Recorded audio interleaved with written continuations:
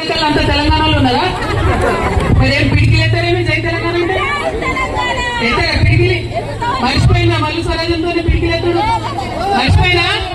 జై తెలంగాణ, జై తెలంగాణ, జోహార్ తెలంగాణ మన వీరులకు, జై తెలంగాణ. నూత్నకల్ గ్రామస్తులందరికీ కూడా పేరు పేరున హృదయపూర్వకంగా నా నమస్కారాలు తెలియజేస్తా ఉన్నాను. మరి ఇక్కడికి నన్ను దగ్గర నుండి తీసుకొని వచ్చినటువంటి తెలంగాణ జాగృతి రాష్ట్ర నాయకులు ఇస్మాయిల్ గారు, మరి అట్లానే మా సూర్యాపేట జిల్లా అధ్యక్షురాలు గౌరవనీయులు కృష్ణవేణి గారు, మరి ఈ ప్రాంతం నుండి తెలంగాణ ఉద్యమంలో కీలకంగా పనిచేసినటువంటి దుగ్గ్యాల రవీంద్రరావు గారు, అట్లానే జాగృతి రాష్ట్ర నాయకులు, మరి అందరికన్నా ముఖ్యంగా మా ఆడబిడ్డలకు మా యువ మిత్రులకు పేరు పేరున హృదయపూర్వకంగా ఉద్యమాభివందనాలు తెలియజేస్తా ఉన్నాను.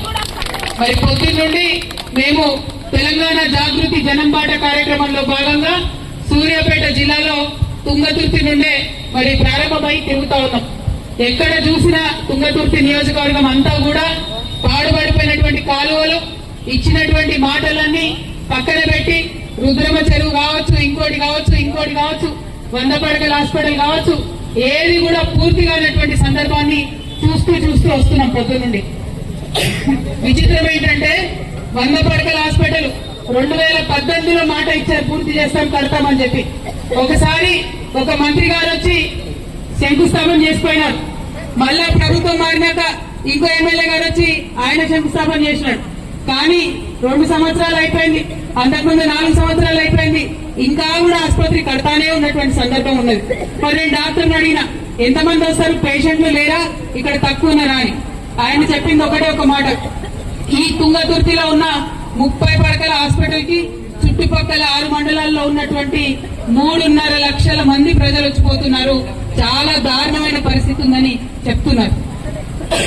నేను మాట్లాడేది ఒకటే, పేద ప్రజల పక్షాన మరి 3.5 లక్షల మందికి చూసే హాస్పిటల్లో ఇవాళ నెలకు 2 డెలివరీలు అవుతున్నాయి. ఎందుకోసం? హాస్పిటల్ పనిచేస్తలేదని ప్రజలకు తెలిసిపోయింది.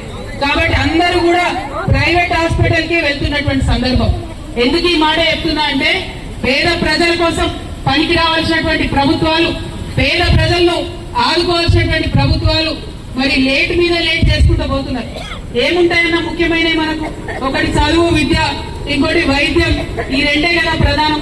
వైద్యం విషయంలో కాంట్రాక్టర్ అడిగిన అంటే ఉన్నాడు, ఏమైనా కడతలేవు, 18 నెలలు కట్టాలంటే బిల్లు రాక 6 నెలలు అయింది, మేము కట్టే పరిస్థితి లేదని ఆయన చెప్తున్నాడు. మరి ప్రభుత్వం వైద్యం మీద పెట్టకుండా, విద్య మీద పెట్టకుండా దేని మీద పెడుతుంది?